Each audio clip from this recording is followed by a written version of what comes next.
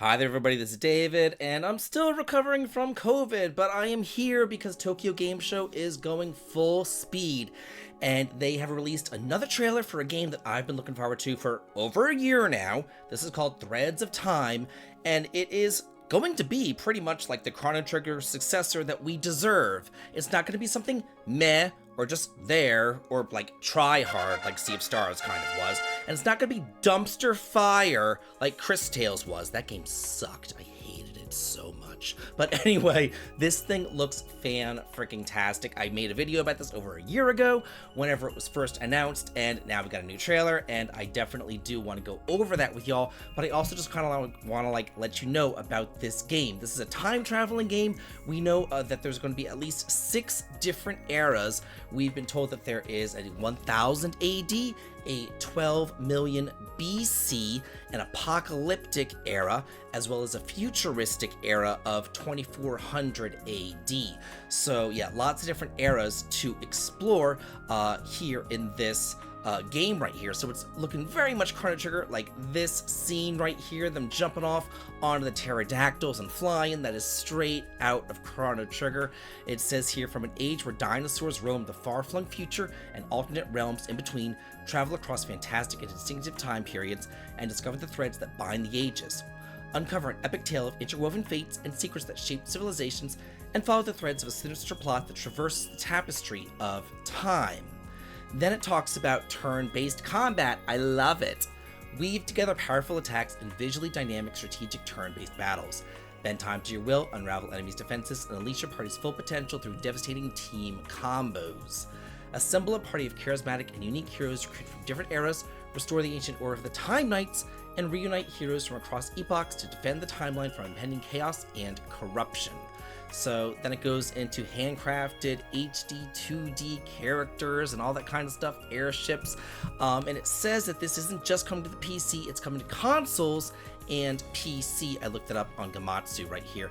It says will be available for consoles including the Xbox and PC via Steam. A release date has yet to have been announced, but now I want to go over this brand new trailer with y'all because it looks absolutely freaking amazing and I just can't wait. So here we go. You can see kind of the timeline right here, and up top, let me see if it kind of gets a little bit closer. Okay, so it looks like right here up top, right here, if I can go back, yeah, this is probably like the end of time. You can see a clock and like all the little, I don't know, threads going into that clock, so that looks like an end of time sort of thing.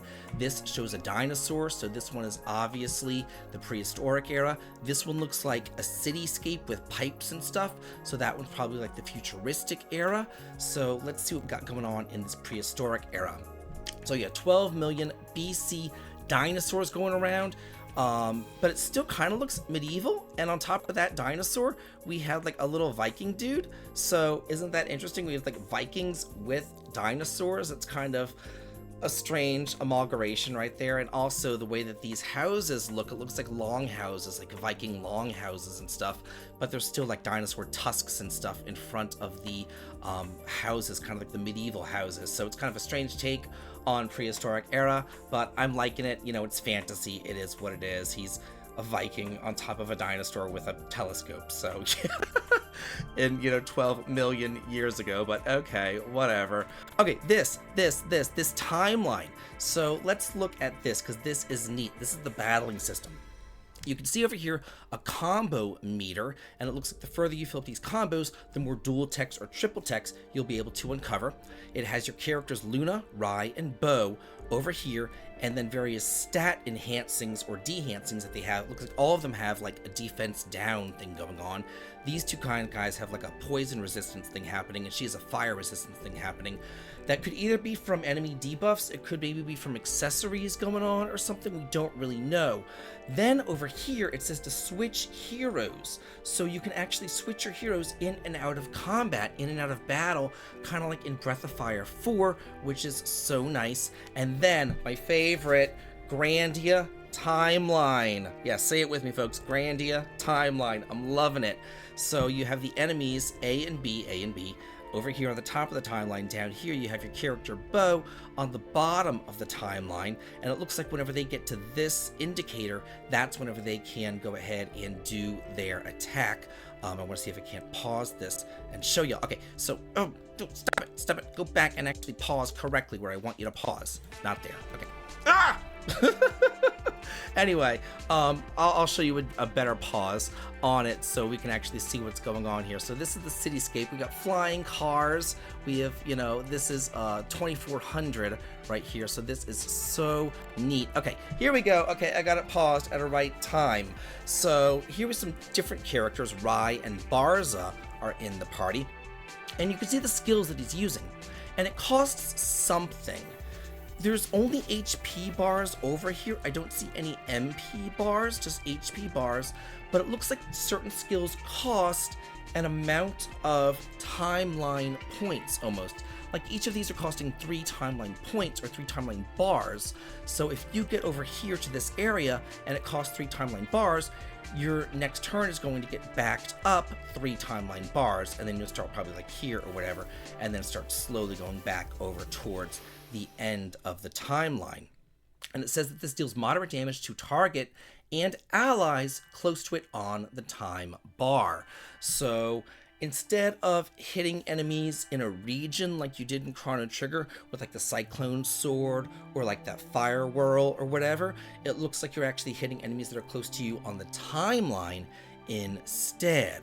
So let's look at that. See, whenever he went from heavy slash and then he moved down to Sword of Light, the character, the person, he shot back a whole bunch of bars on the timeline, indicating that, yeah, that one costs a little bit more on this timeline. I'm going to go back and I'm going to show that to you again so you can see exactly what I'm talking about right here.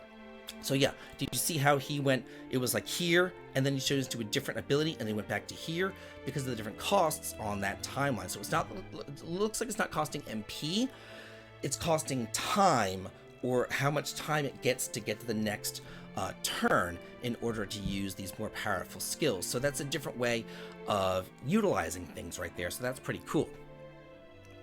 Here we have some cutscenes, the animated cutscenes looking really nice. 1000 AD, that I guess would be present day.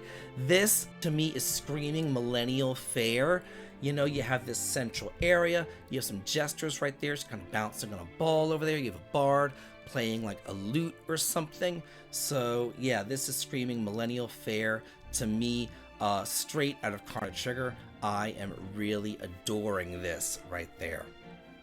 Lots and lots of cool stuff. Like this is, I love the visuals, I love the combat system, anything that has Grandia combat. Monochrome Mobius, Rights and Wrongs Forgotten, had that recently. Loved it. Loved it, loved it, loved it. Such a good game. So I'm happy to see that kind of making a resurgence right here. And this looks so good. This does not look like it's going to be another disappointment. Another, we have Chrono Trigger at home. This looks like it's going to be something really, really special. And I am so looking forward to Threads of Time whenever it does release. We don't have a release date yet. We do know that it will at least be, again, on Xbox and Steam. Probably they, got into like a first release thing with Xbox. More than likely it's going to come to consoles, all the consoles, just because that's the way it is. So yeah, this looks really freaking cool, and I just wanted to bring this to y'all's attention as sick as I am. So let me know what you guys think about this. Let me know if you're as excited about it as I am, because it looks amazing to me. And as always, have a good day.